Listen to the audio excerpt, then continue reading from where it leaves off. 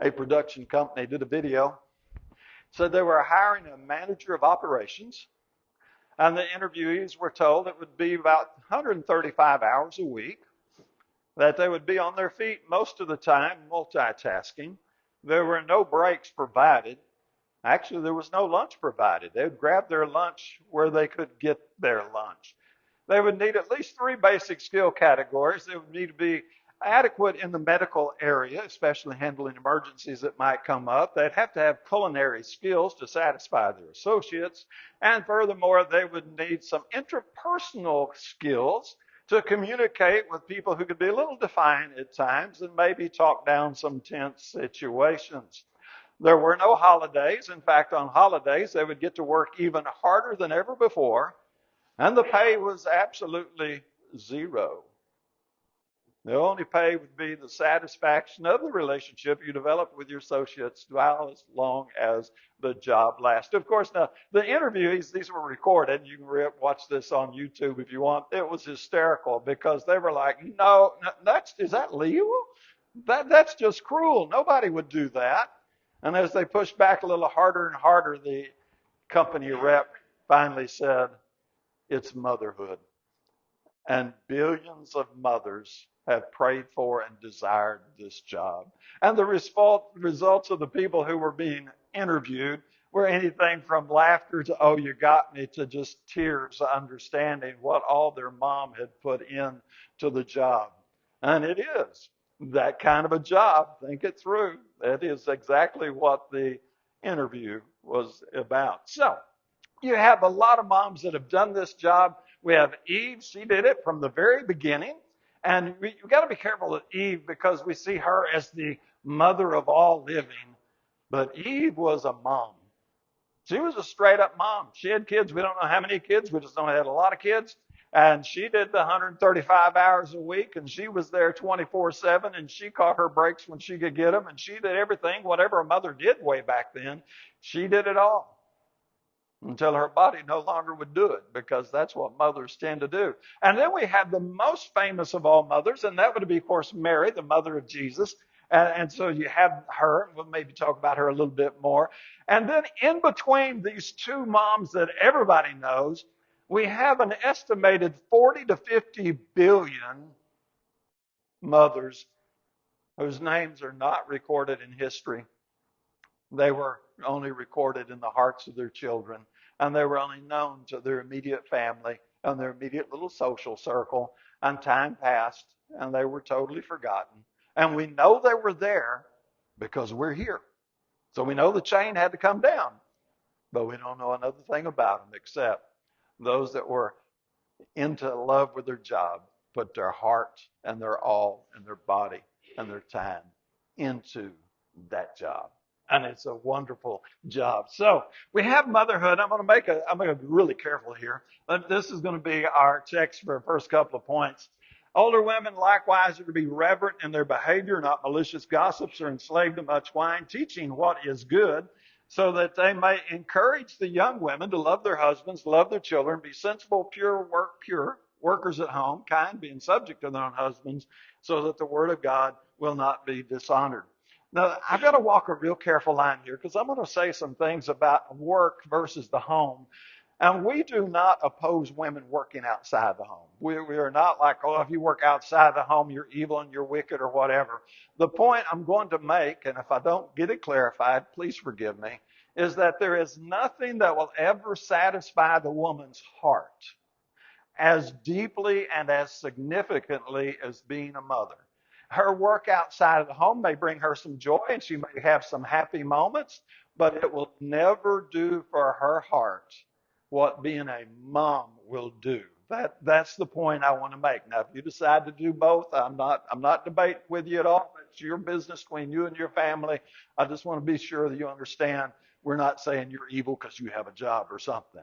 Don't misunderstand that. Now, having said that, a lot of our young women are told in colleges, you need to go into the corporate world.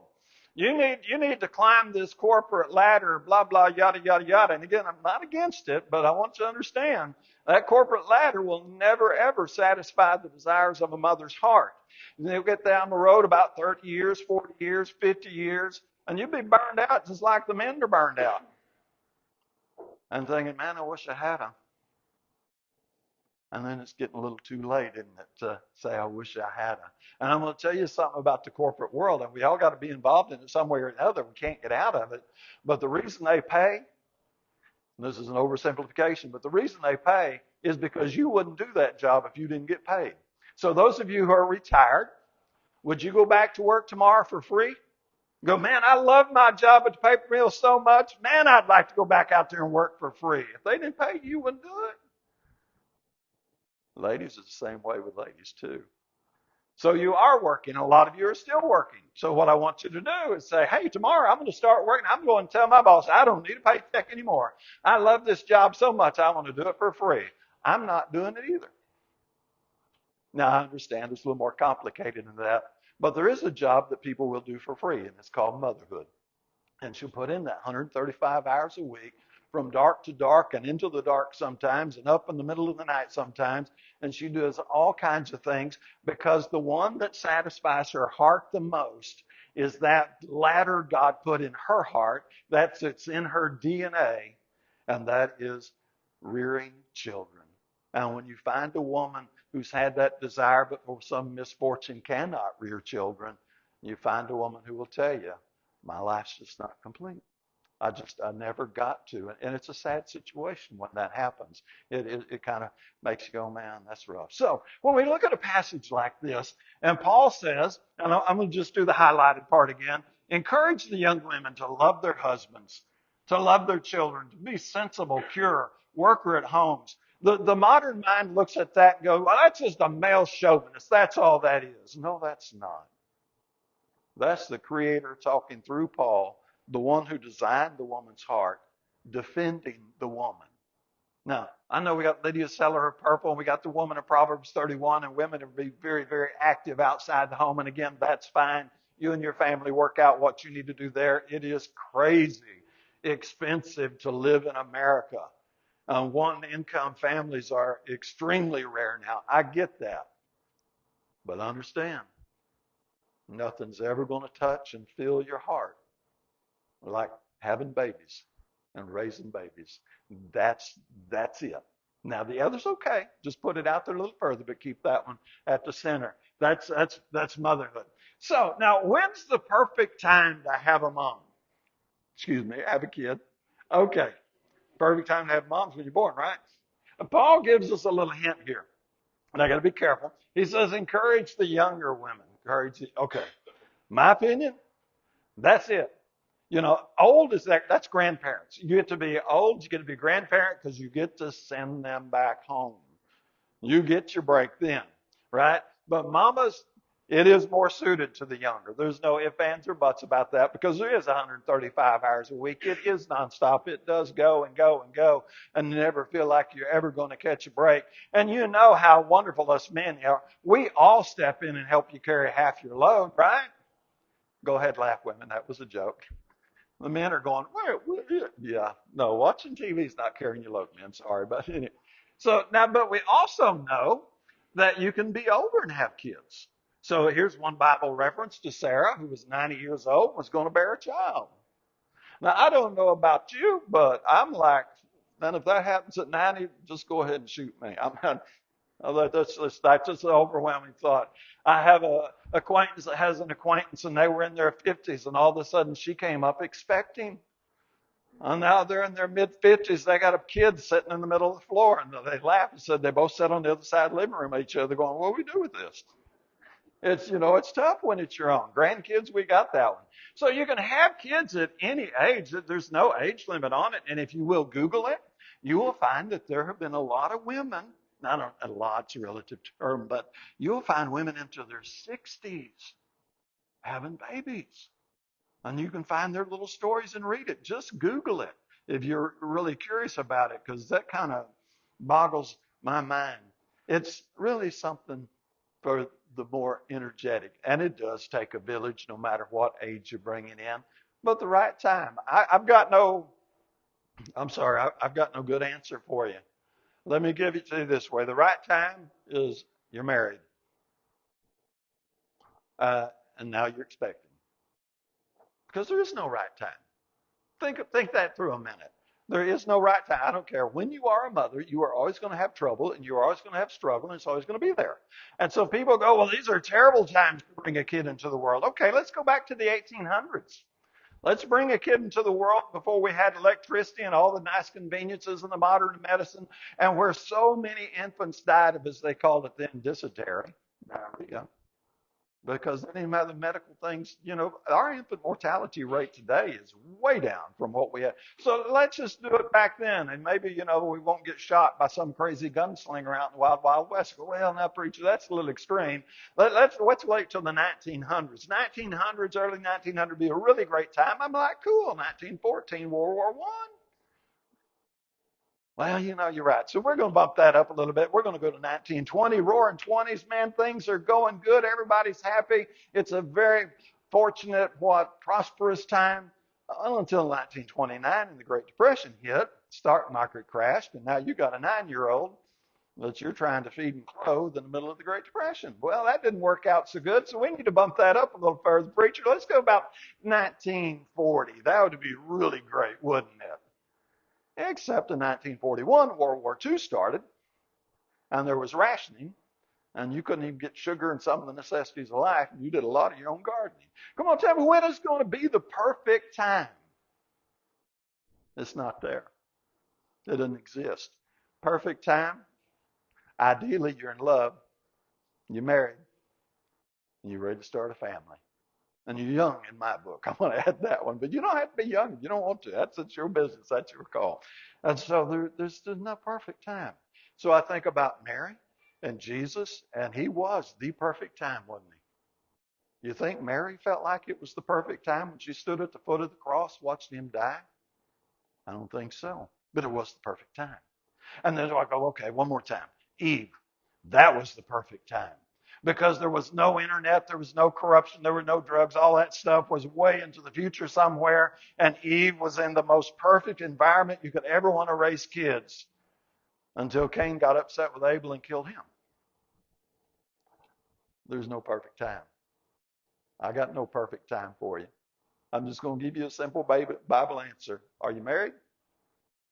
And ideally, you got enough money to put a roof over the head and a little food in their belly. Now, don't take that one too far, because a lot of people are misparenting motherhood because, when I get 1,000 in my, no, excuse me, I get 100,000 in my 401k, I get 1,000,000 in my 401k. When I really, really feel like I'm financially fit and can handle these kids, look, you ain't ever going to be financially fit to handle kids. And if you get too much, you're going to spoil them anyway, and you're going to mess them up the other way. So don't go that far. So, perfect timing. Sorry, that's the best I got. So, motherhood, she shapes character. Now, this is in the Bible a lot, but it's these little short statements, and this is where we kind of miss it because it's not an elaboration on that process.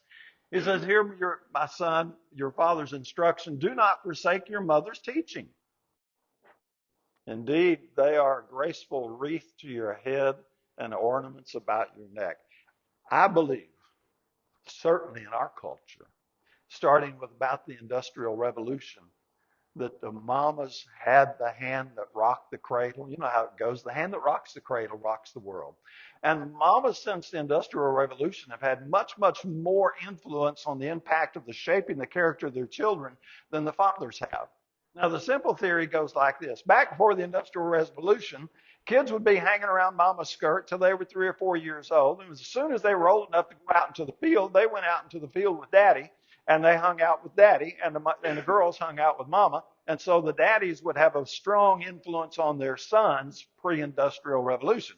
Now, after that time, men started going to the factory. I'm sorry, I can't take you to the factory with me. It's not a place for a 4-year-old. And so the kids stayed with mama while daddy went into town to work. Now, this is pretty simplified, but nonetheless, that's kind of the idea there. And so I would say in our culture, beginning Industrial Revolution forward, no one has had more character-forming influence on the children than the men. Now, I'm sure there's a couple of exceptions out there that were different, but it's the mothers that have really been instilling in their children the various values and principles that carry those kids forward. And those mothers are trying to prepare those kids to be standing in a reasonable independence. Now, I say reasonable independence because we're never totally independent. We always need our village. We always need our church family. We always need one another. But there is that reasonable independence. And that's what moms are trying to do. And so they're pushing that thing forward, because one of these days, if moms do it right, and this is going to sound a little harsh, but mom's the drill instructor. Mom is not to spoil her. She's not there to make the baby's life all easy and wonderful and perfect. She's trying to get that child ready for adulthood, because one of the days these kids are going to step out in adulthood, and in adulthood, people aren't going to be your mama. And if mama didn't train them and start pushing them out of the nest like mama bird does, push the baby out of the nest and teach them how to fly, they're going to get out there in that real world and go, ah, I don't know what to do. Mama, you don't want your kid there, right? So mamas work on those kids. They really take them through. And it goes, look, this isn't really brand new, is it? Paul says, I'm mindful of the sincere faith which you first dwelt in your grandmother Lois. Now, we're in the first century here. And Paul says this was in your grandmother Lois, and then it was in your mother Eunice, and I know it's in you. Where did it come from? Even back then, it was flowing through the lineage of the fairer sex, as we say sometimes. That's what mamas do. It's an awesome thing. So when you look back at it, you think, my mama was so mean. I hope she was. Because that'll make you tough enough to stand up like an adult. And that's what we need. And that's another lesson. We've got a lack of that. So women, it's bless your heart. It's repetition, repetition, repetition. I just pulled this out to help a little bit. She rises while it's still night and gives food to her household. Look, that wasn't one single day. That's 7 days a week. We all like to eat every day, right? And she gives a portion to her maiden. She buys a field from her earnings. That's your outside the home part. Verse 17, she girds herself with strength. That's every single day. Makes her arms strong. She senses that her gain is good. Her lamp does not go out at night. She's not just working 16 hours a day. She's putting in more than 16 hours a day, because that's what it takes to run a household. And so you got mamas going through all these wonderful seasons. No, listen to me, I'm a man. I can go all these wonderful seasons. There's a time where it's all wiping. They're wiping the nose. They're wiping the table. They're wiping the little backside. They're always wiping something, right?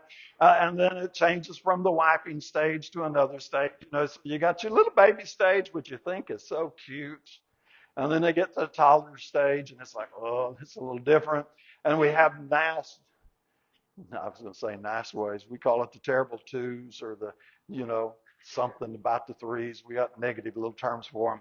But mama's going to go through that phase, and then she's going to go through the elementary school phase, where she gets to be at all the PTA meetings and she gets invited to the parties.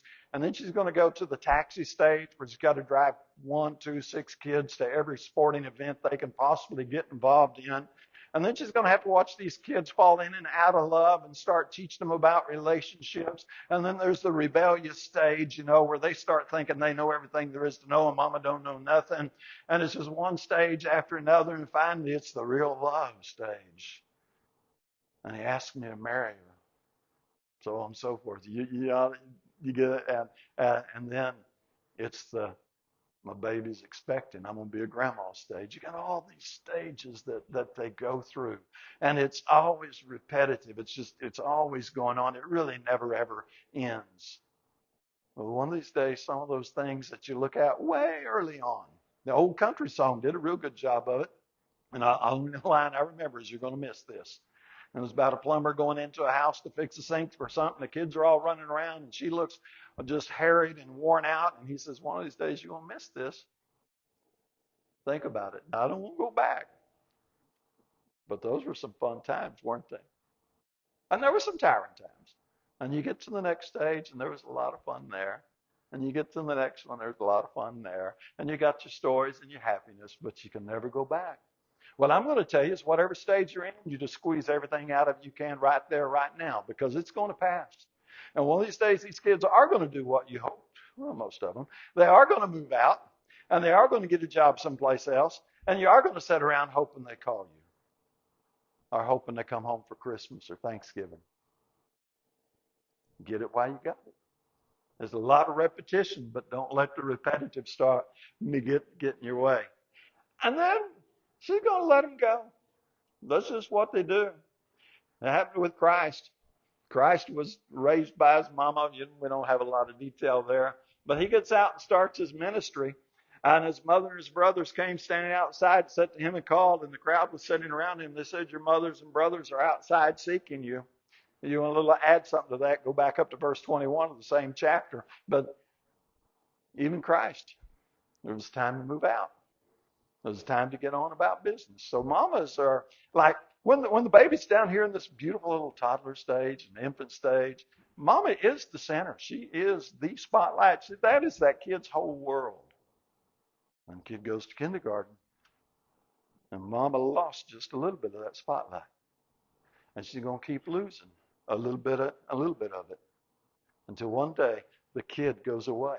Now, if mama and daddy did it right, they're going to send a kid out the door into the real world, and a full-grown man or a full-grown woman is going to return and be even more times a blessing in their life than having a perpetual kid at home for the next 40, 50 years. But mamas move out of the spotlight, sort of, but not entirely. I'm hedging on you because mama knows what she put in those kids' heart. She knows what she instilled in them. And she knows that if they'll reach down inside and grab it, if they'll think that they can pull up the strength that mama put in there. And even though mama may be on the sidelines now, in a lot of ways, mama's still in the spotlight because she's in their heart. And she's what got them to where they are because of what she put in them for 18, 20, 26 years, depending on what the situation. You kids stay at home longer now. Man, when we were young, 18, it's like, I'm 18, I'm getting out of here. 15, yeah. Now kids are like, well, I'm only 28. What do you want me to do? I'm looking for myself. Well, you hadn't found yourself here. Go look somewhere else. Moms, they just rock. If it wasn't for moms, we wouldn't have half the world we've got. And I know there are things that we could talk about from the other side. But as you look at that mom's love and that 135 hours a week and that relentless self-sacrificing, I can't help but segue to Christ. He worked dark to dark. He worked till he was so worn out he would sleep on a ship while he was in the middle of a storm.